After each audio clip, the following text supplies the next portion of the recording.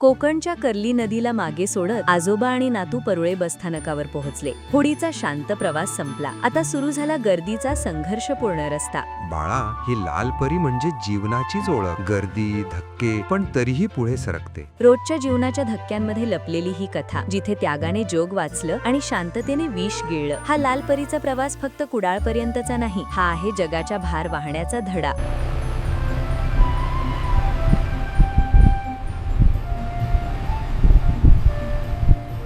कालच्या महादेवाची शांतता आठवते? आज त्या शांततेने कसा जगाचा भार वाहिला ते सांगतो. आजोबा, दुसऱ्यांचं दुःख स्वीकारणं हे खरंच शक्य आहे का? मला पटत नाही, पण तुम्ही सांगा, मी ऐकतो. डोळे मीट बाळा आणि ऐक. समुद्र मंथनाची ती भयानक रात्र. अमृत मिळावं म्हणून देव आणि दानव एकत्र आले. वासुकी नागाला दोर आणि मंदर पर्वताचा रवी केला गेला. एका बाजूला देव आणि एका बाजूला दानवांनी समुद्र ढवळायला सुरुवात केली. दिवस रात्र गेले, मंथन चालूच राहिले. पण बाळा, स्वार्थातून फक्त फायदा येत नाही, संकटही येतात. त्यातून पहिला घोट निघाला. अमृत नव्हे तर हलाहल विष. हलाहल, भयंकर, विनाशकारी विष. एका श्वासाने सृष्टी जळून खाक होणार होती. देव थरथर कापू लागले, दानव पळू लागले. आता काय? कोण वाचवेल? हा प्रश्न सगळ्यांच्या मनात उभा राहिला.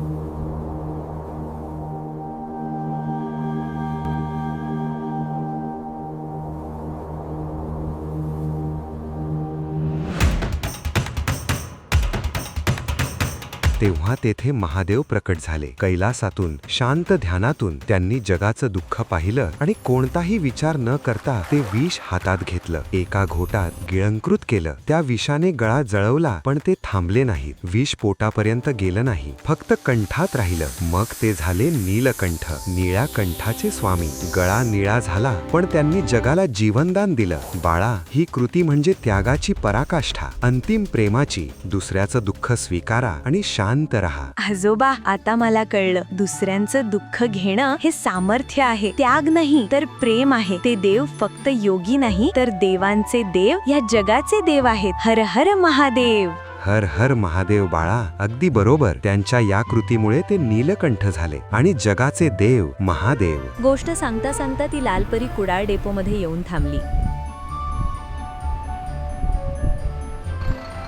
चल बाळा, बसचा प्रवास संपला. आता रेल्वे स्टेशनकडे. उद्या ट्रेन प्रवास आणि सतीच्या त्या त्यागाची ती तीव्र कथा. कोकणच्या गर्दीला आणि उष्णतेला मागे सोडून आजोबा नातू आता कुडाळ रेल्वे स्टेशनवर येऊन थांबले. हा फक्त 10 दिवसांचा मार्ग नाही, हा आहे महादेवाच्या त्यागाचा, करुणेचा प्रारंभ. कोकण ते केदारनाथ. पुढच्या भागात ऐकूया सतीच्या त्यागाने महादेवांचा क्रोध कसा भडकला आणि तो क्रोध कसा शांत झाला. आजोबांच्या गोष्टींना प्रेम करताय तर युट्यूबवर सबस्क्राईब आणि इंस्टाग्रामवर फॉलो करा. नवीन कथा, धडे आणि महादेवाच्या रहस्यांसाठी भेटू लवकरच. आजोबांच्या गोष्टी सीझन 8. आजोबा, नातू आणि महादेव. ओम नमः शिवाय. नमः पार्वतीपतये. हर हर महादेव.